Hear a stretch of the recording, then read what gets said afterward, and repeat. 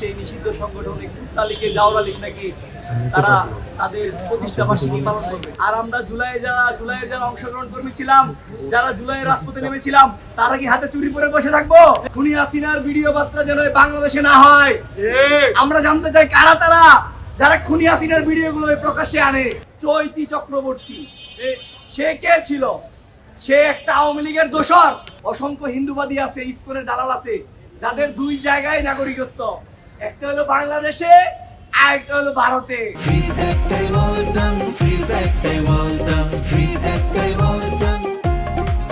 আপনারা জানেন 23শে জুন সারা বাংলাদেশে নাকি সেই নিষিদ্ধ সংগঠন তালিকে জাওরা লীগ নাকি তারা তাদের প্রতিষ্ঠা বার্ষিকী পালন করবে।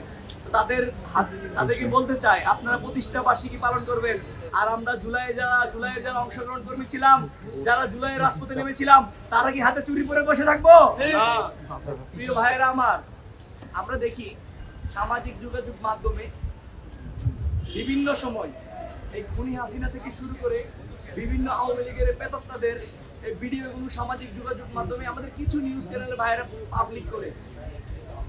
সাবেক উপদেষ্টা থেকে বলা ছিল নিষিদ্ধ সংগঠনের খুনি হাসিনার ভিডিও বার্তা যেন বাংলাদেশে না হয়।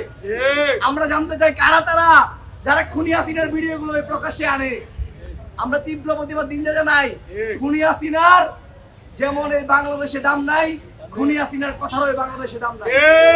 প্রিয় ভাইয়েরা আমার, আমরা জুলাইয়ের সৈনিক যারা ছিলাম, যারা জুলাইয়ের পক্ষে এক হয়েছিলাম, আমরা যদি রাজনৈতিক দলের কাছে যদি যাই, যতগুলো রাজনৈতিক দল আছে সবাই কিন্তু জুলাইয়ের পক্ষে এক, এবং জুলাইয়ের পক্ষে তারা কিন্তু আবারও মাঠে নামবে।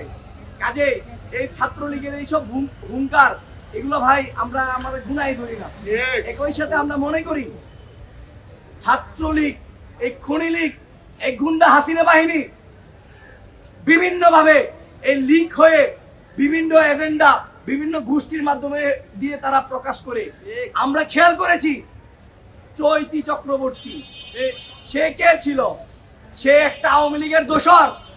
সে এই বাংলাদেশে এই হিন্দুবাদিত্ব যারা ইসকনের দালাল, তাদের পক্ষ নিয়ে এই বাংলাদেশে আওয়ামী লীগকে পুনর্বাসন করার চেষ্টা করছে। তাদেরকে বলে দিতে চাই, এই বাংলাদেশে খুনি হাসিনা কিন্তু স্বৈরাচার ছিল, সে কিন্তু শয়তান ছিল, সে কিন্তু ডাইনি ছিল, সে কিন্তু খুনি ছিল, সে কিন্তু এই বাংলাদেশে থাকতে পারে নাই।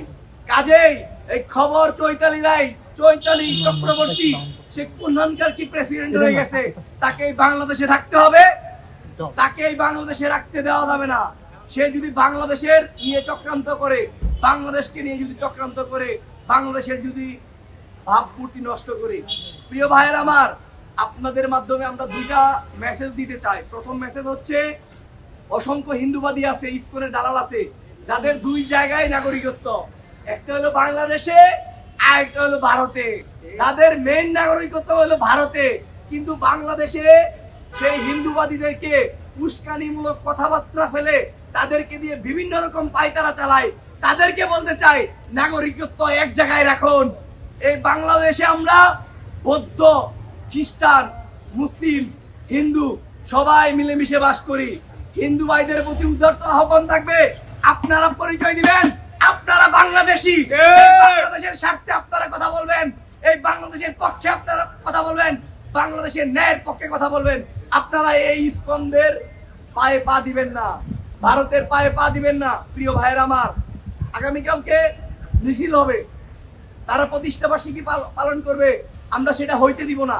কিন্তু আমাদের ভয়ের জায়গা সেটাই, সেই খুনি আওয়ামী লীগের দোসরেরা দেখবেন সিঁদুর মাখা গায়ে কোন আপুকে হত্যা করে ফেলছে, হত্যা করে দায় এই মুসলিম ভাইদের উপর চাপিয়ে দিবে।